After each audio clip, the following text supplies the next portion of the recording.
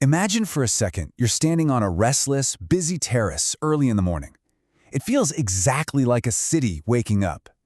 A woman named Mira walks up carrying a bundle of old, yellowed share certificates, the kind that are stamped and folded with incredible care. Her friend Araf is there too, and he brings a printout showing the weekly movement of the Nifty 50. The air between them just feels absolutely kinetic. Looking down at all those papers, Mira has this profound realization. She says, markets are not just places. They act as pulses. And honestly, that completely reframes how we look at financial institutions. Suddenly, they're not these cold, structural monoliths anymore. They're living, breathing pulses of human behavior. Hey everyone, and welcome to today's Explainer. We are diving into the pulse of markets and the rhythm of movement.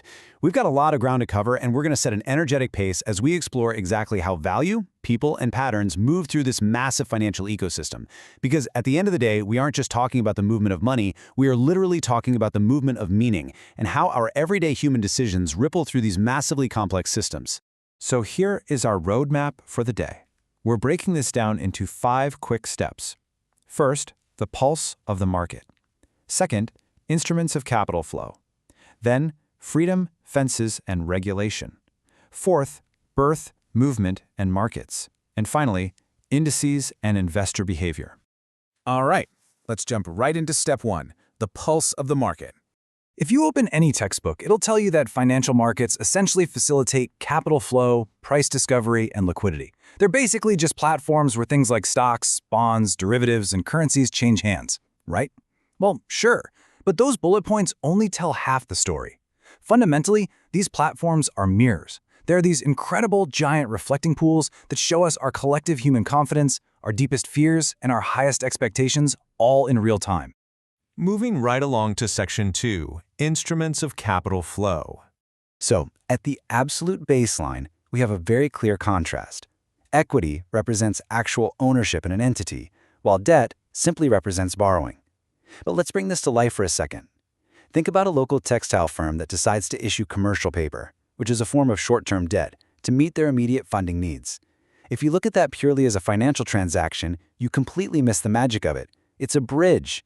It allows a real, tangible business to cross a financial gap, keep employing its workers, and continue creating value in its community.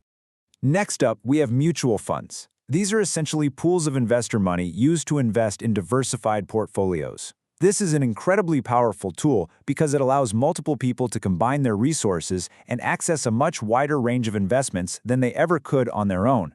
It really levels the playing field. Let's look at a real-world example of this in action. Picture a bakery owner who uses a balanced mutual fund specifically to save up for her daughter's education. Parallel to that, imagine a local cooperative that uses government-issued bonds to safely park their surplus funds. Notice something here? Neither of them are chasing massive, risky returns. They are actively choosing reliability. The really empowering takeaway is that markets are built for everyday stewards looking out for their families and communities. It's not just a playground for day trading speculators. That brings us to Section 3, freedom, fences, and regulation. Now, nobody really loves talking about regulation, right? But look at the role of regulatory bodies like SEBI in India, which work directly alongside stock exchanges like the NSE and BSE. Their entire mandate is to ensure transparency, investor protection, and overall market integrity. People so often see regulation as this boring, bureaucratic restriction, but actually, regulation is the rhythm. It is the steady beat that keeps the entire dance honest so everyone can participate safely. Think about a startup that's gearing up for an initial public offering, or IPO. Because of strict disclosure norms, they are required to publish deeply audited financials, meticulously outline their specific risk factors, and detail all their governance structures. And yeah, it is a mountain of paperwork. But it isn't just mere compliance. The whole point is to create ultimate clarity for the public before anyone hands over their hard-earned money. Furthermore, instances where insider trading is aggressively flagged and penalized, those rules exist specifically to protect small, everyday investors from manipulation. We also see things like regional exchanges merging with national ones to drastically improve their oversight. So, what's the core truth here? Markets absolutely need freedom to thrive, for sure, but they also desperately need fences. And as those regional exchanges found out, creating those fences through scale brings much-needed safety and visibility. Okay, on to Section 4, birth, movement, and markets. This is where we talk about the life cycle of a security. You have the primary market, where securities are issued for the very first time. And then you have this secondary market where those already existing securities are traded back and forth. A great way to think about this is that the primary market is the birth of a security, while the secondary market is its ongoing movement through the world. So, on one hand, imagine a publishing house raising funds to expand its team through a private placement. For them, the primary market acts as a doorway to invite in new long-term partners. But on the other hand, consider a teacher who buys shares in a publicly listed company. She tracks the prices, she reads the annual reports, and she learns how the business works. For her, the secondary market isn't just a trading floor, it actually becomes an educational classroom. And we also see this kind of active participation when a cooperative subscribes to a rights issue just to maintain its exact ownership stake in a local agrotech firm. This highlights a really massive point. True investing isn't just some passive transaction where you click a button on an app and then look away. It is active, deliberate involvement in the growth and the future of an enterprise.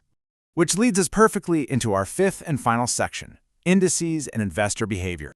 We hear about market indices all the time, right? Things like the Nifty 50 or the Sensex. They track the performance of a carefully selected basket of stocks to offer us a broad snapshot of market sentiment. But we really have to elevate our thinking here. These indices are not just cold numbers ticking red and green on a screen.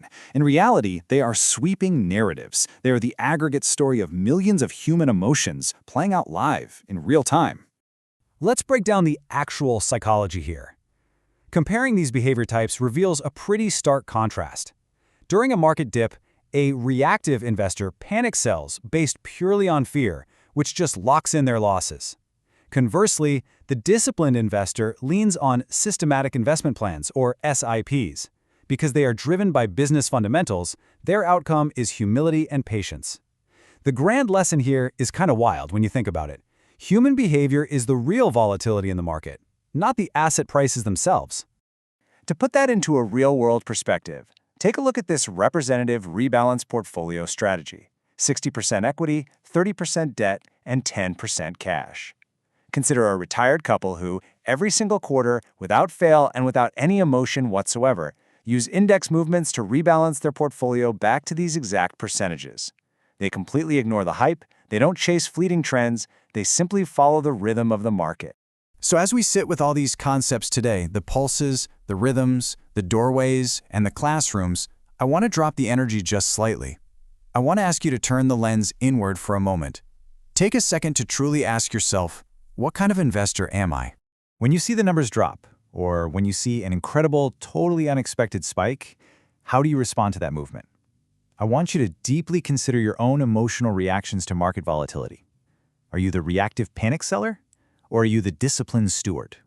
Push yourself to define your core financial values based on the living ecosystem we've unpacked today. Are you out there chasing aggressive growth? Do you absolutely require the safety of government bonds? Or are you just looking for a steady rhythm to carry you through life? And that leaves us with one final, pretty massive question. How do I balance instinct and information? Because if markets are indeed patterns, and if movement is indeed possibility, then navigating them successfully is going to require both your sharpest logic and your deepest self-awareness. Thank you so much for joining me to explore the true pulse of the markets today. Keep learning, keep reflecting, and I'll see you in the next explainer.